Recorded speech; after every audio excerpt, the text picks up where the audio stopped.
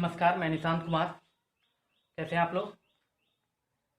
आज हम लोग exercise class 10th chapter 3 exercise 3.6 question number 2 का 2 देखेंगे, क्योंकि इसके पिछले क्वेश्चन हम लोग देख चुके थे। चलिए देखते हैं।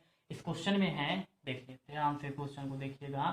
क्वेश्चन में है कि 2 महिला और 5 पुरुष, 2 ओमेन 5 मैन मिल करके किसी काम को आप समझिए, कोई भी काम हो, चाहे दीवार तोड़ना हो या मिट्टी खोदना, किसी भी काम को वो लोग 4 दिन में कंप्लीट कर देते हैं।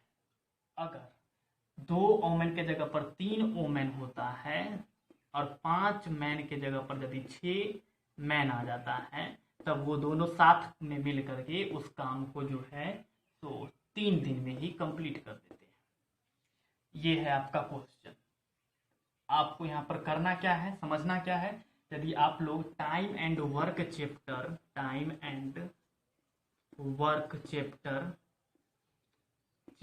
क्लास 8 में पढ़े होंगे तो आपको इस क्वेश्चन को समझने में परेशानी नहीं होगा। अगर आप नहीं समझे होंगे, नहीं पढ़े होंगे, तो थोड़ा सा प्रॉब्लम होगा, जो कि हम सॉल्व कर देंगे इस चीज को। खाली आप देखते रहिए। यदि आपको एक बार समझ में नहीं आएगा तो वीडियो को दोबारा प्ले कीजिएगा, तिबारा प्ले कीजिएगा। कुछ जा नहीं रहा है मेरा, तो हम क्या करेंगे, इसको दोबारा प्ले करके इस चीज को समझेंगे। देखो, ध्यान से देखो इस लाइन को। अगर 5 दिन में एक कार्य हो रहा है तो एक दिन में कितना कार्य होगा? 1/5। तो सेम उसी प्रकार से यदि x दिन में एक कार्य हो रहा है तो एक दिन में कितना कार्य होने वाला है? 1/x। इस चीज को समझ लीजिए। अगर y दिन में अगर एक कार्य हो रहा है तो एक दिन में कितना कार्य होने वाला है? तो 1/y। इस चीज को समझिए। यदि इस चीज को आप समझ गए तो ये क्वेश्चन सारा समझ में आ जाएगा। इसलिए हम जो अभी बोले उसको आप वीडियो को बिल्कुल पीछे कीजिए, बिल्कुल पीछे करके, और तब जो है से इस चीज को आप फिर से देखिए इस वीडियो को, इस पॉइंट को फिर से देखिए। यदि ये पॉइंट आपको समझ में आ गया तो पूरा क्वेश्चन समझ में आ गया। ये पॉइंट समझ में नहीं आया तो सारा क्वेश्चन बना करके भी आप कुछ नहीं समझे। इसलिए इस पॉइंट को आप समझिए, वीडियो को पीछे कीजिए, फिर से पीछे कीजिए, इस वीडियो को देखिए। चलिए हम अभी आपको बना करके इस चीज को और बेटर तरीके से समझाने की कोशिश करेंगे। ध्यान दीजिए। आप यहाँ पर लिखते हैं, माना कि एक महिला द्वारा कार्य को पूरा करने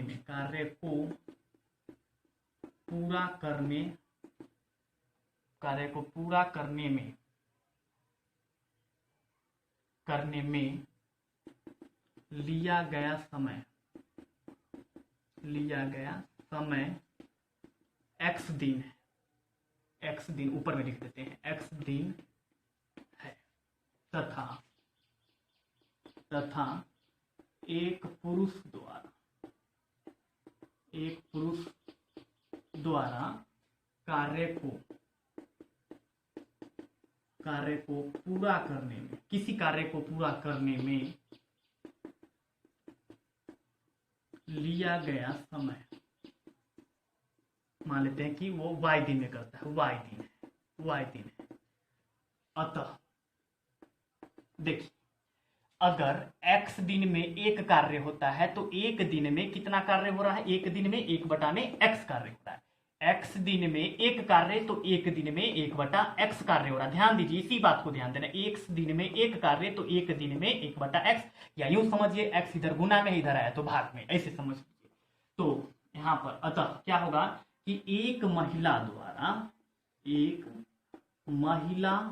द्वारा एक दिन में किया गया कार्य,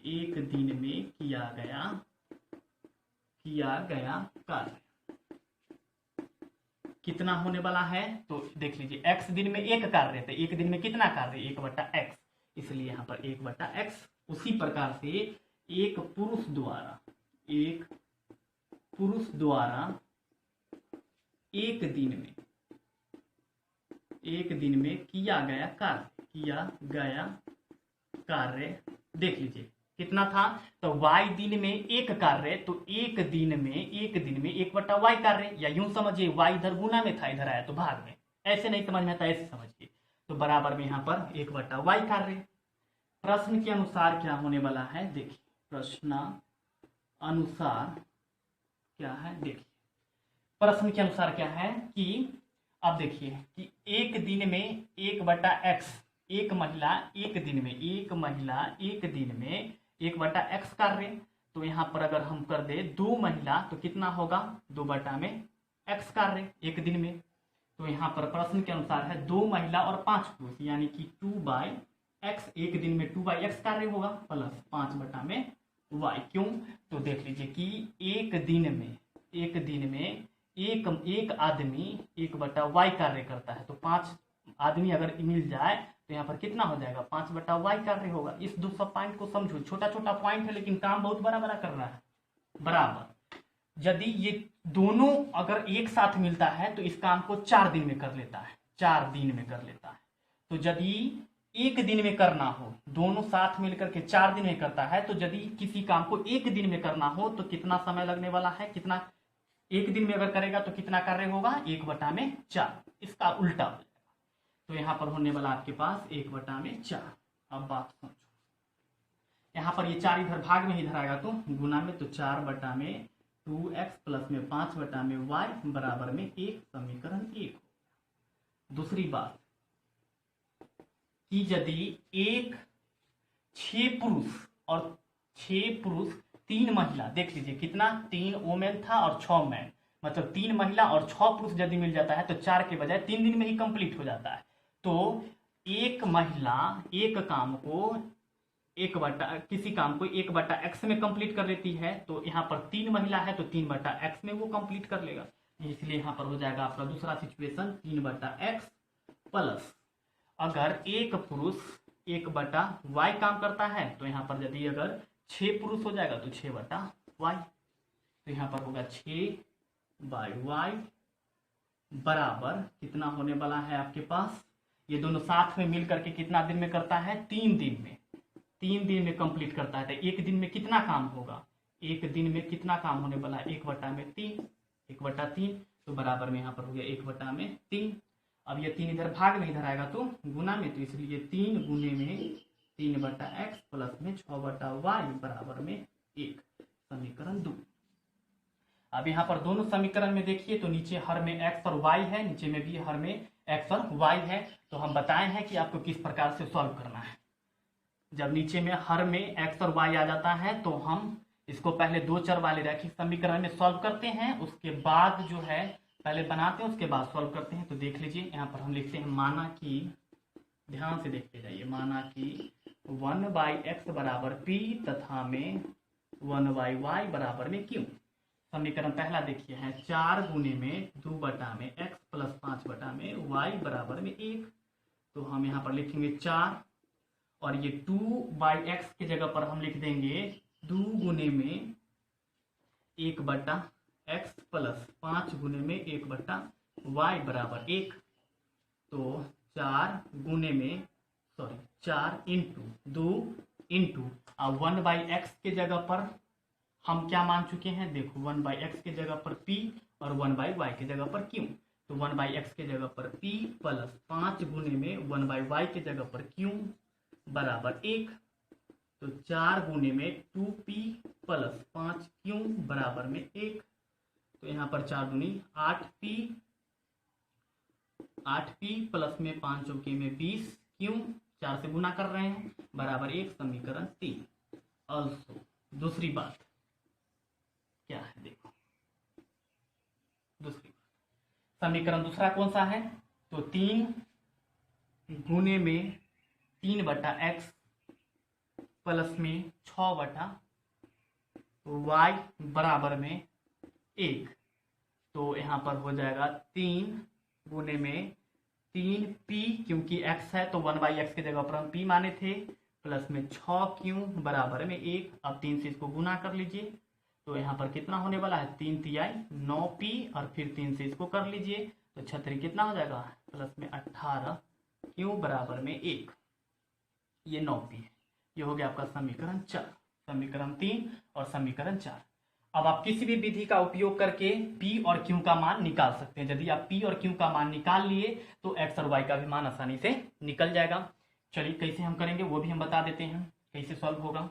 हम यहाँ पर विलोपन विधि का उपयोग करेंगे। आपको जो विधि आसान लगता है उस विधि का उपयोग कर सकते हैं। विलोपन विधि से, विलोपन विधि मतलब कि इलिमिनेशन मेथड से। देखिए यहाँ पर है 20 क्यों और यहाँ पर है आपका 18 क्यों। तो यदि इसको 9 से गुना कर देंगे तो यहाँ पर 180 क्यों हो जाएगा, 20 9 180, और यहाँ पर 10 से गुना कर देंगे तो ये 18 दाएं कि 180 क्यों हो जाएगा। तो ये 18 क्यों और ये घटा देंगे तो 180 क्यों, ये दोनों कैंसिल हो जाएगा, तो मेरा P का मान निकल जाएगा। चलिए देखिए हम लिखते हैं समीकरण 3 को, समीकरण 3 को 9 से गुना, 9 से तथा 4 को 10 से गुना करने पर, चलिए समीकरण 3 को 9 से, तो 8P को 9 से करेंगे तो यहाँ पर आने वाला 8 9 72P प्लस 20 9 180 क्यों बराबर, एक को यदि हम 9 से गुना कर दे तो यहाँ पर 9, इस समीकरण 5। और समीकरण 4 को 10 से, तो 9P को 10 से गुना करेंगे तो 9 दाएं के 90P प्लस 18 को 10 से करेंगे तो 180 क्यों बराबर में 1 को 10 से करने वाले हैं तो 10, ये समीकरण 6। अब समीकरण 5 और 6 मिल गया और ये दोनों चर क्यों का मान 180 हो गया। तो इस समीकरण में से इसको यदि हम घटा ले तो मेरा P का मान निकल जाएगा। तो चलिए हम देखते हैं, इसको निकालते हैं। अभी लिखते हैं समीकरण 5 को 6 से घटाने पर, चलिए देखिए 6 से घटाना है तो 6 को पहले लिखिए, 90P प्लस में 180 क्यों बराबर में 10, और ये है आपका 72P प्लस में 180 क्यों बराबर में 9। घटाना है तो इसलिए साइन चेंज, प्लस है तो माइनस, प्लस है तो माइनस, प्लस है तो माइनस। अब ये 180 क्यों प्लस और माइनस 180 क्यों, 180 रुपया दीजिए, 180 रुपया हम ले लिए, तो यहाँ पर आपके पास बचने वाला 0, और 90 में से 72 घटा लेते हैं तो आपके पास 18P बराबर में 10 में से 9 घटा लीजिएगा 1, इसीलिए P बराबर 1/18, P बराबर 1/18। देख लीजिए। अब P का मान आप किसी दूसरे समीकरण में जब आप रख देते हैं, समीकरण आप 3 में रख दीजिए, 4 में रख दीजिए, 5 6 किसी भी समीकरण में रख दीजिएगा तो आपका Q का मान कैलकुलेट हो जाएगा। इसलिए चलिए P का मान हम रख देते हैं समीकरण 4 में रखते हैं। नाउ P का मान समीकरण 4 में रखने पर, समीकरण 4 देखिए क्या है, 9P प्लस में 18 क्यों बराबर में 1, तो 9 अब P के जगह पर कितना निकला है 1/18, इसलिए 1/18 प्लस में 18 क्यों बराबर 1, 9 दूनी में 18 यानी कि 1/2 प्लस में 18 क्यों बराबर में इधर आने वाला आपके पास 1। ये आपका समीकरण 4 था, यहाँ पर समीकरण हाथ से बंद हो गया 4। अब ये 1/2 इधर प्लस में उधर जाएगा तो माइनस में, तो 18 क्यों बराबर 1 माइनस में 1/2, तो 18 क्यों बराबर, इसमें से आप घटाइएगा तो आपके पास आ जाएगा 1/2। आप घटा के देख लीजिए, इसको घटाइएगा 1/2 ही आएगा, तो क्यों बराबर में 1/2 गुने में 18, क्योंकि 18 इधर गुना में था, इधर आया तो भाग में, इसलिए क्यों बराबर 1/36। ये आ गया क्यों का मान। जब P का मान 1/18 आ गया, Q का मान 1/36, जब P और Q का मान निकल गया तो आप X और Y का भी मान निकाल सकते हैं। देखिए कैसे, वो भी हम निकाल देते हैं, वो भी मत पूछिए, एकदम सिंपल कर देते हैं। अर्थात हम क्या मानते हैं 1/x बराबर P, तो 1/x बराबर P कितना है 1/18। जब इसका हम उल्टा करेंगे तो इसीलिए x बराबर आ गया 18, और 1/y बराबर माने थे क्यों, तो 1/y बराबर 1/36, क्योंकि Q का मान 1/36। जब इसको उल्टा कर देंगे तो y बराबर 36। तो यहाँ आपका x का मान निकल गया और यहाँ पर y का मान निकल गया। तो एक महिला द्वारा एक दिन में किया गया कार्य कितना होने वाला है, तो यहाँ पर 1/18 और यहाँ पर ये एक महिला द्वारा कार्य को पूरा करने में लिया गया समय कितना हो जाएगा, तो आपको 18 दिन, और ये जो हो गया एक पुरुष को करने में लिया गया समय कितना, हम इस चीज को लिख देते हैं, बोल देते हैं, आप लोग नोट कर लीजिएगा। एक महिला द्वारा कार्य को पूरा करने में लिया गया समय x दिन था, तो x का मान कितना निकला है 18, तो इसलिए यहाँ पर 18 दिन हो जाएगा। और एक पुरुष द्वारा कार्य को पूरा करने में लिया गया समय कितना है y दिन, तो y का मान निकला 36, तो यहाँ पर हो जाएगा 36। देख हो गया आपका ये क्वेश्चन कंप्लीट, देख लीजिए। और हाँ, एक चीज आप लोग से बोलना चाहेंगे कि क्या कि जो आप लोग का जितना व्यूज आ रहा है उतना लाइक्स नहीं आ रहा है, शेयर नहीं आ रहा है, तो प्लीज आप लोग वीडियो को शेयर कीजिए, लाइक्स कीजिए, क्योंकि हम आपको फ्री में दे रहे हैं, तो उसके बदले बस आपसे शेयर और लाइक्स मांग रहे हैं। चलिए ठीक है, तब तक के लिए धन्यवाद।